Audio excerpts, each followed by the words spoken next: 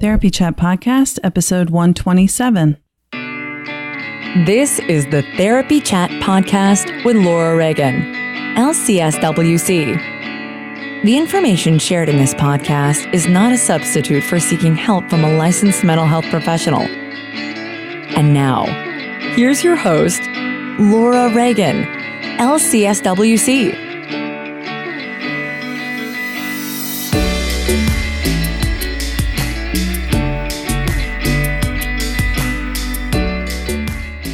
Today's episode is sponsored by Brighter Vision, the worldwide leader in custom website design for therapists.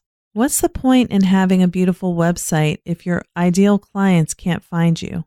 A nice-looking website doesn't equal a successful one. The truth is, your current website may even be turning off potential clients. That's where Brighter Vision comes in. Brighter Vision's team of web designers will create you a website that's centered around helping your ideal client find you, so you'll have a nice-looking website that is also a successful one. For $59 a month, you'll get a website that speaks to and attracts your ideal clients, unlimited customer support, and an SEO strategy to help you get found on the search engines. But wait, it gets better. For a limited time only, they're giving my audience 1 month free of their services. To take advantage of a free month of Brighter Vision, go to try.brightervision.com/therapychatpodcast. That's try.brightervision.com/therapychatpodcast, where you can get a free month of Brighter Vision services. One last time, that link is try.brightervision.com/therapychatpodcast. So you can get started on your journey towards a successful website. Hi, welcome back to Therapy Chat.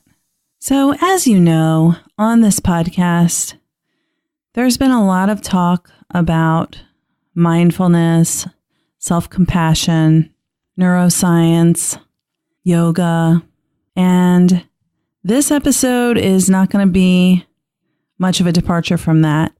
Today, I'm talking with Lynne Fraser. Lynne Fraser is a mindfulness, yoga, and meditation teacher in Nova Scotia, in Canada, and she is using a practice that is both rooted in ancient wisdom and current neuroscience. Lynn uses what she calls a mindfulness-based meditative inquiry in her work with people who've experienced trauma. She's not a therapist, and she's not practicing therapy, but her work is in helping people heal. I am really inspired by Lynn's way of explaining neuroscience, trauma, and how she uses mindfulness and this meditative inquiry to help her clients. So I think you're going to find this really interesting. I certainly did. Let's go ahead and get started with my interview with Lynne Fraser. Hi, welcome back to Therapy Chat. Today is a very interesting conversation. I am talking with Lynne Fraser, who is a mindfulness and yoga and meditation teacher who uses living inquiry, which is a mindfulness-based meditative inquiry process with people who've experienced trauma. And I am fascinated to learn more about this. So Lynn, thank you so much for being on Therapy Chat today. Thank you for having me. I'm really happy to be here. I'm really happy too. You're all the way in Canada and Nova Scotia. Yes. So, Lynn, can we just start off with you telling our audience a bit about yourself and your work? Sure. So the Living Inquiries, as you mentioned, is a mindfulness-based meditative inquiry. And what we do is we break down our experience into thoughts, which are words and pictures, and sensation in our body, or energy or feelings that are in our body. And when we're looking at any kind of experience, whether we have, a racing mind, if we've got some kind of anxiety, whatever it is, it always breaks down into thoughts and sensations. And with words, all we can do with words is hear them, hear the sounds. Our brain makes sense of them. With pictures, we can see them. And with feelings or sensations, we feel them. So we work with them on a very simple level. There's 3 elements: words, pictures, and sensations. And there's 3 questions that we might ask in the inquiry. So one is that me? So we're looking at our identification. And a lot of the work when we're dealing with trauma is identification of some kind of a core deficiency belief.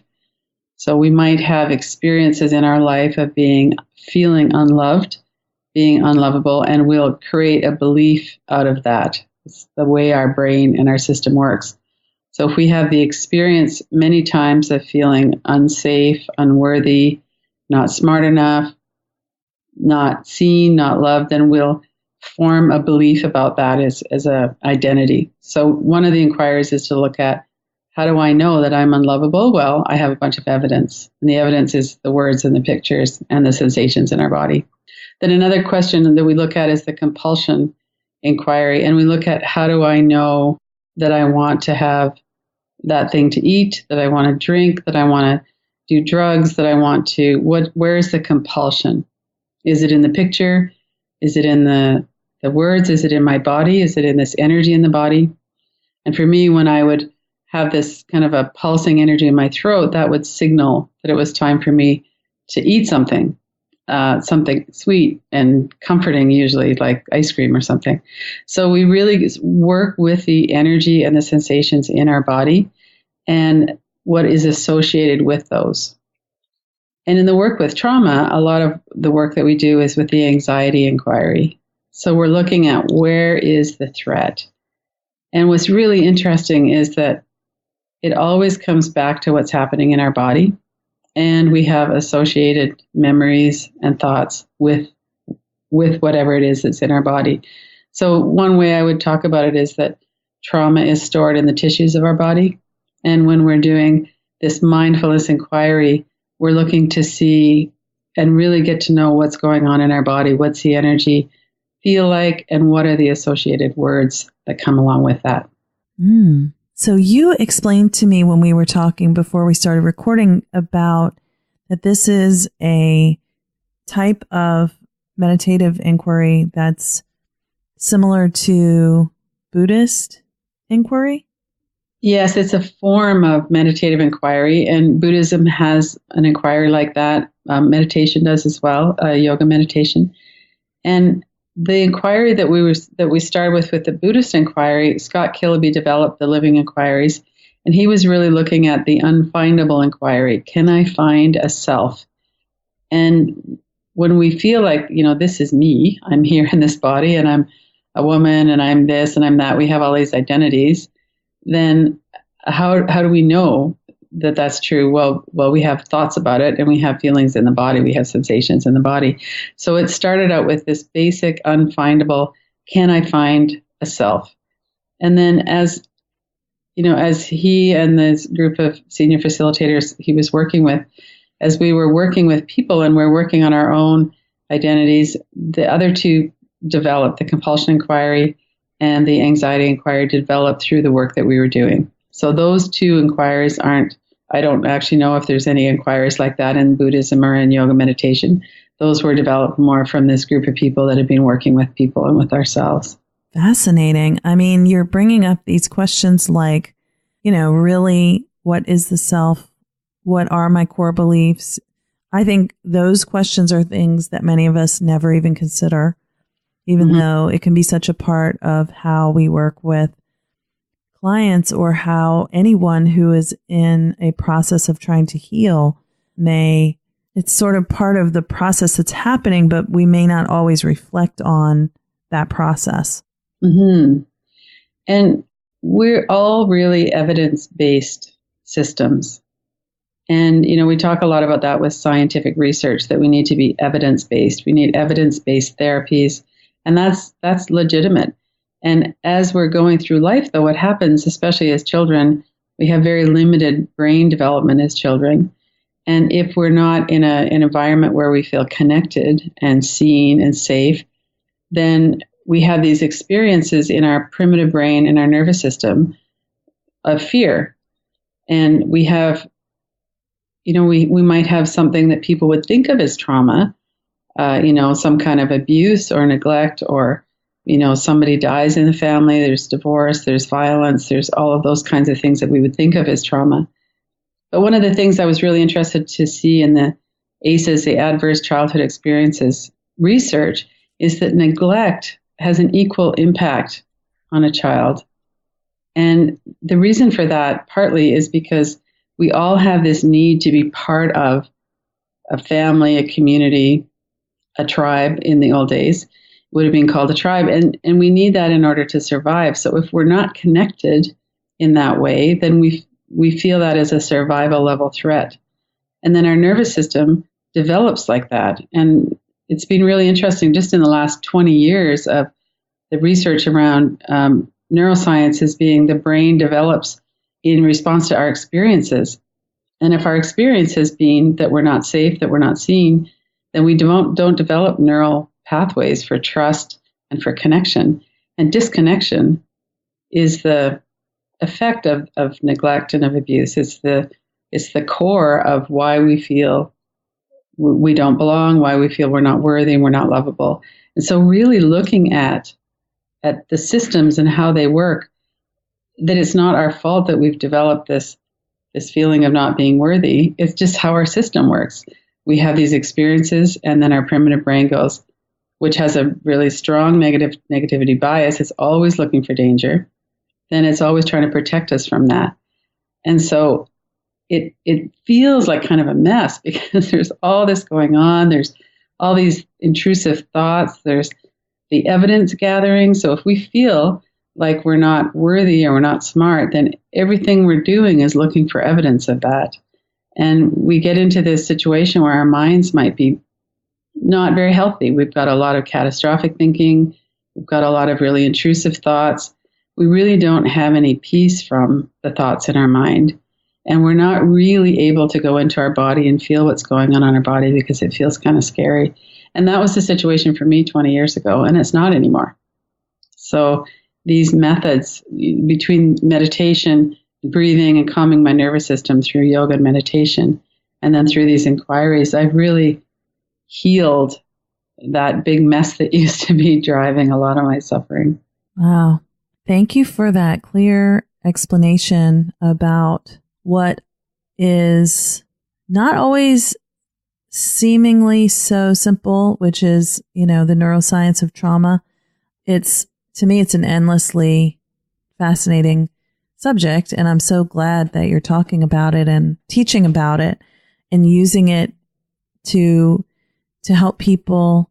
I'm just thinking about how if you were doing mindfulness and meditation teaching without the trauma part, then that there's so much that could potentially be missed. And I've been talking with some other meditation teachers and people who are really involved with mindfulness practices too, about how sometimes people can kind of fall apart when they're doing meditation practice as they get more into their body, and then their trauma can get triggered and they get caught by surprise and don't really know where to go with it. I think it's really beautiful how the way you're doing this work with people, both are covered. Yeah. And, safety is always at the foundation of healing. And I really love it that there's so much trauma-informed yoga now, where we're getting into the body and really starting to relax our nervous system. My shoulders used to be like cement blocks. I'd turn my head and I couldn't move for a week because I had so much tension stored in my body. And I was kind of in a state of freeze. And a lot of us are. And we don't even realize that that's what's happening because that's the way it's always been. Our body just really stores we brace ourselves against being hurt.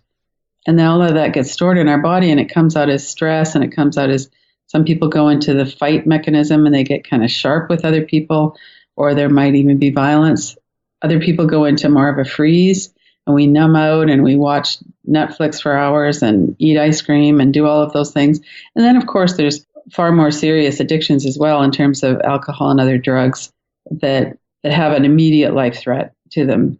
But it's also very, very serious when we go through our lives not really connecting within, not really happy because we're really driven by this fear of what's in the body and the energy that's in the body, because it's associated with these feelings of being powerless or feelings of being hurt or not seen or neglected when we were children. And the good news about that is that we can connect now. We're not any longer powerless. We're not any longer children. We have a brain that we can work on our brain development. We can work with breathing and the nervous system. All of these are workable.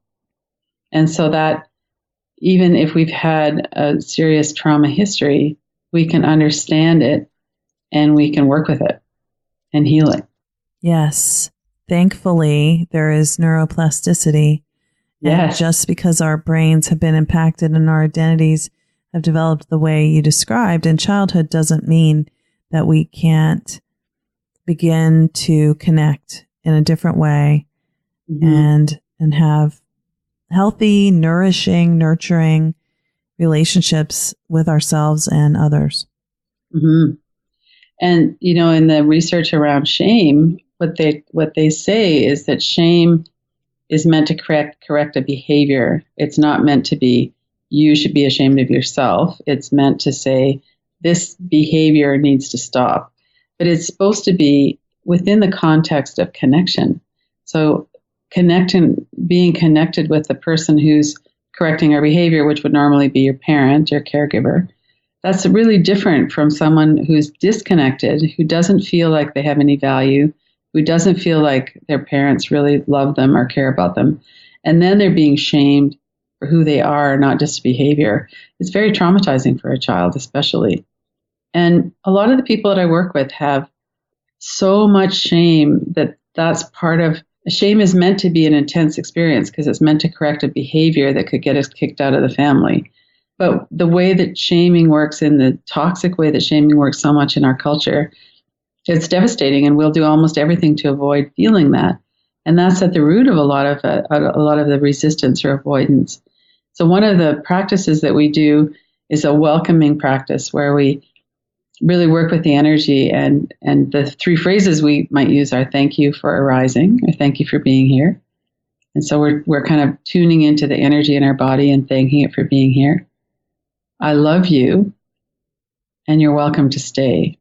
And most people don't really mean it. It's hard to get to that point where we're not at war with the energy in our body, and where we can actually really tune in and sense that it's okay for us to be with that energy. And that energy is actually not here to hurt us. It's here usually to warn us, to protect us, or to tell us something, or maybe because we need some kind of reassurance. We need our own attention. And that's where the mindfulness comes in, is we pay attention to ourselves. Yes, I can relate to that so much that once you start to get connected to what you're feeling in your body, if you've been disconnected from that, and then you start to notice these uncomfortable feelings and sensations in the body, and then you think, and I'll speak for myself, it's hard not to think, well, this feels unpleasant, so I'm not supposed to be feeling this way. What's wrong? Why am I feeling this? Instead of that all ways of being and feeling are okay. It's really hard to believe that. It is. And part of that is because of the thoughts that are associated. When we're overwhelmed by something, as children especially, we find a way to disappear. So we might, daydream or fantasize, dissociate somehow. Oftentimes we'll try and work it out in our head because it's too scary to feel it in our body. And then we develop this habit of just never really opening to what's going on in our body. And when we go in, one of the things that we might do in a guided session is to notice where exactly is the energy. What exactly does it feel like? Is it hot or is it cold? Is it moving? Is it still? What is the location? And, if it's in our heart area, our chest or something, can you feel it up into your throat?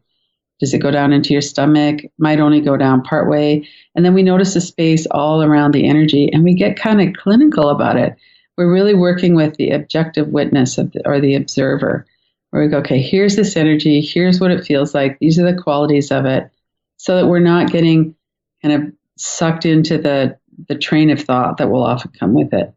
And then from the perspective of mindfulness, of watching and observing, we can go, okay, I can see that these thoughts are what's associated with this, because these are the thoughts that are coming up for me to look at. It's this memory of some incident that happened when I was 3 years old or 10 years old. And oftentimes people say, I haven't thought about that since it happened. I had no idea that that was what was associated with this energy. And as we really have a look and see, is this energy here to hurt me? No, it's not. And energy is not random either. It's here because there's something stored in our body that is ready to come up and be seen now. And then with the right support and the right safety, then we're able to be present with it. And then that just opens up into this beautiful ability to be present with our own experience. Wow. This is so beautiful. I love it. It's really cool. When I was teaching meditation, I would really talk about the mind and how the mind works and, the storehouse of memories and associations. And I would also talk a little bit about the body, but I didn't really at that time know how trauma was stored in the body and how it is possible to have a mindfulness practice of being present with that, and that it's okay to do that. And then, as the fear and the shame and all of these traumatic experiences are released from the energy itself starts to release as well. And, I used to have such a pain in between my shoulder blades that I had 3 different times I had x-rays on it. And they would come back because I thought my spine was disintegrating or something. There's so much pain. And one time I just had a big breakthrough with that, and the pain disappeared and it's never come back. But what happened after that pain disappeared was that then I was able to really notice what the energy was going on, the feelings in my heart center. And then I was able to sit with the direct. That was where the associations and memories were coming up. And I could sit with that and look and see what was going on there. And then as they started to release, then there's not that much going on in there anymore. It's pretty quiet. What a relief. Yeah. And, it resonates so much about the pain that you had, that you were getting x-rays. I if any of my clients listen to this, I know that they will relate that there are so many times where there is some physical symptom that is a very real symptom. Mm-hmm. It is not made up. It's not in their head. It's a real symptom. And they're trying to find out, do I have this? Do I have that? What is this? Cancer, MS, lupus, what's happening here? And with more body awareness and trauma therapy, the pain will be not there anymore, Yeah, it's really surprising. And, when we look at that, I have such respect for our bodies that they can keep functioning with all of the tension and everything that gets kind of locked down in our bodies. And we're so much more likely to try and figure things out in our head because it just doesn't feel safe to go down into our body and feel that. But once we figure that out, once we have the direct experience that we're going to be okay, then we reach this tipping point where we become really interested in what's going on in our body, because we have the experience then that it's starting to release, and we're having a lot more calm. Our nervous system starts to really heal. I do a lot of work with people on breathing and calming our nervous system as well, because we really need to come into the body and experience what's happening in our body in a very safe way. And there are a lot of great ways to breathe and to support our nervous system that are really helpful. Yeah, I don't know anything that works better to get someone regulated, for someone to get themselves regulated, than breathing. Yeah. And sometimes people are in a state of freeze such that even to breathe feels too threatening. And then there are other ways that, we can work with that until the breath opens up. But for anyone who can work with the breath, or, saying a sound, or one of the interesting things I think is fascinating about medical science now is that it's really looking at how does the body and the nervous system and the brain function. And there's such good tools now that we can actually see it. And one of the things that I discovered a few years ago was some research around it takes 6 seconds of exhaling for the relaxation response to kick in. And it's to do with the polyvagal system. So that's pretty easy to do. Mm-hmm. We can just breathe out for 6 seconds and count that. We could breathe out and talk in longer sentences. So if you're at a party, for instance, and you're feeling anxious, like I'm doing right now, I think I've been talking for probably 10 or 12 seconds without breathing, right? Then take a deep breath and then do it again. So there's all of these ways, but if we don't know that, then we're not able to use it. But there's some really simple, really great tools. Box breathing is another one that Dr. Andrew Weil has popularized, and I have people do, where they, you hold your breath for 4 seconds, exhale for 4 seconds, inhale, you have that 4 seconds on the exhale, hold, inhale, hold. And most people can do that for 2 or 3 seconds, and it kind of breaks the panic. It breaks whatever's happening in the nervous system so that we can come back to the moment and recognize that, I can feel my feet on the floor. I can, rub my hands together.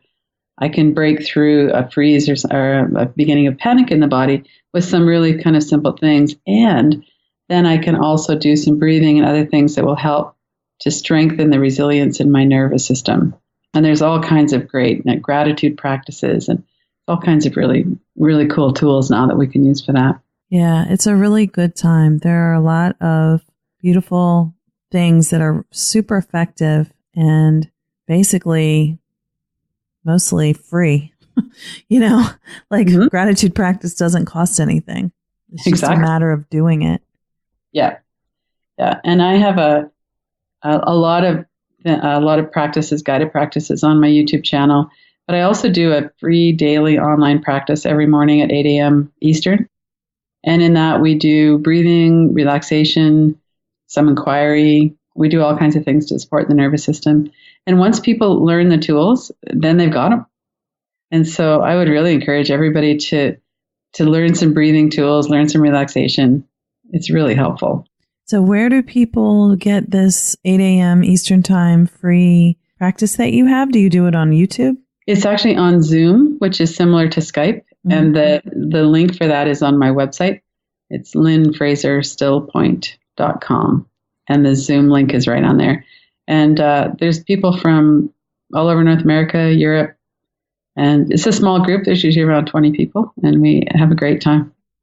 So do people sign up for a certain time commitment, or they just sign up daily, or how's that work? They can just come and go as they like. I've been doing it every day since December 1st, 2015. So over 2 years. And it's really evolved. I love doing it. It's wonderful for my own practice too. I have this great half-hour practice every day. But yeah, people can come and go. Lots of people come really regularly. And then, some people come in and out when they can. So it's, 2:00 in Amsterdam. So some of the people over there have their lunch at that time. So they come when they can. And it's just, it's up to people. I love it. Yeah, you're free to come and go as you like. You have so many amazing resources on your website, including your explanatory videos about trauma, which are really, really helpful. At least the part I looked at, I thought it was really helpful for, therapists can often understand the nuts and bolts about trauma and explain to clients the nuts and bolts about trauma, but to get it in a way that's more like a lived experience is harder. And, we stay in that intellectual cognitive part of our brains instead of the felt sense. But the feeling I got from your videos was it was more from that lived experience, and it felt very true and digestible to me when I was watching. I shared it with my 2 associates who work with me for them to benefit from, and also to share maybe with clients. Well, thank you. And about 5 years ago, I started really looking into developmental trauma through Dr. Gabor Mate primarily, and then other people as well. And I've worked through it with myself. I didn't know anything about developmental trauma until then. And once I started to learn about it, I really could see what had happened when I was a child. I was really disconnected emotionally. And as a teenager, I had a series of events that were very traumatic starting at 12. And I had a lot of shaming and shunning that was happening to me and bullying during my teen years. And I never even really thought about that as trauma until recently, when I started looking at it and realizing just how disconnected I was from everybody else. It was very clear to me that I couldn't reach out to my parents for help. And when I did, it was true. I was right in my assessment of that. And the only thing that I really had that was helpful was drugs and alcohol when I could get them, which wasn't that often, but also food. So ice cream in particular, there was always ice cream in the freezer, and I could always just kind of comfort myself through that.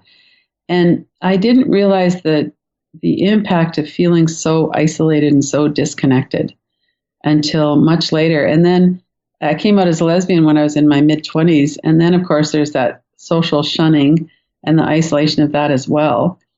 And as I worked through it in the last 5 years, just really connecting with myself, that's what's been really healing. And it's been so helpful for me to understand that it wasn't that I was doing something wrong. That's not why I felt the way I did.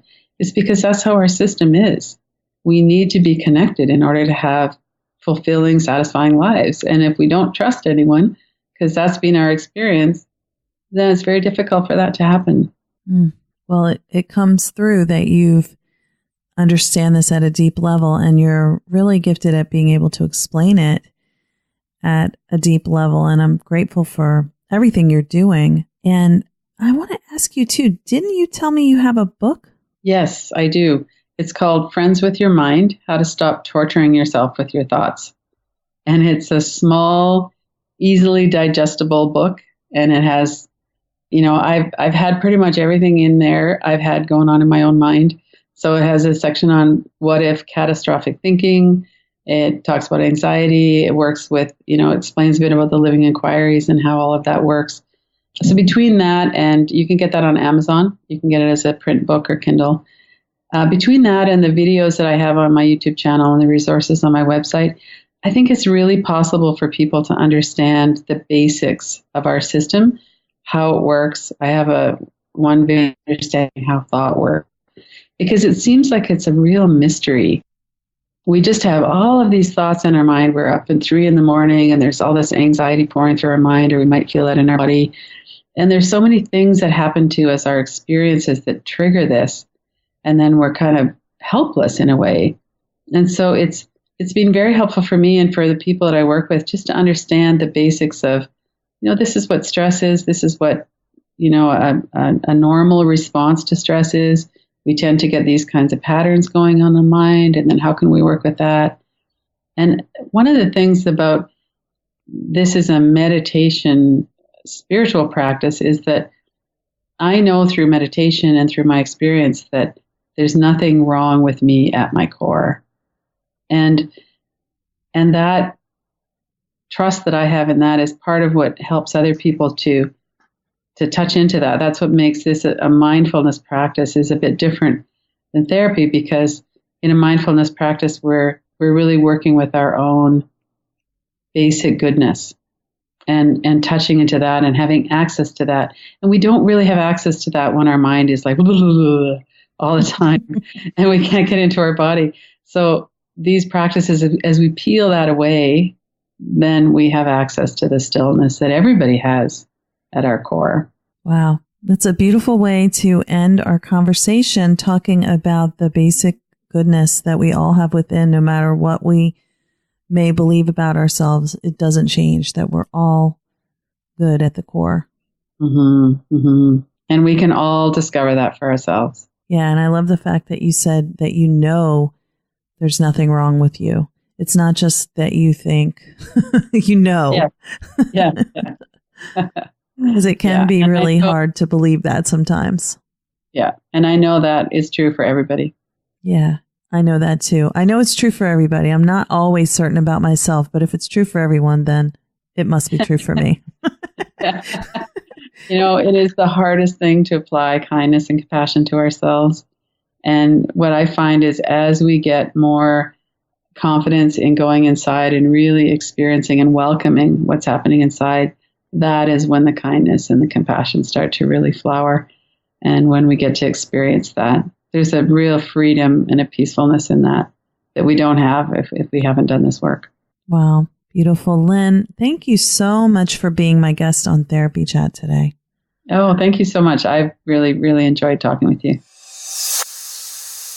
Thank you so much for listening to my interview with Lynne Fraser. I'm just so inspired by the work she's doing and the way she explains it. It's very relatable. I know as a trauma therapist, I'm constantly explaining trauma to people. You know, I do a ton of psychoeducation about trauma in my practice, and it's always wonderful to find useful resources that help people understand the impact of trauma. So Lynn's website is really a wealth of information, and there are tons of free videos about trauma that explain it in a way that is simple but complex. The reason why it's simple is it's just very resonant with our human experience. And I love that she ended our interview with talking about compassion. I think this is a beautiful and thought-provoking work that she's doing. And I hope you'll check out her website, which is in the show notes. Thank you, as always, for listening to Therapy Chat. I hope that you found some information that was helpful. I appreciate all of you. As always, you're welcome to visit whatever platform you listen to Therapy Chat on, whether it's the Therapy Chat app, iHeartRadio, iTunes, Google Play, Stitcher, SoundCloud, Podbean, or wherever you find it. I would love for you to leave a rating and review and subscribe so you'll receive all the latest episodes. If you're using the app, it would be wonderful if you could give the app a rating on iTunes. I would be most appreciative. Until next time, thank you so much for listening to Therapy Chat. Today's episode is sponsored by Brighter Vision, the worldwide leader in custom website design for therapists.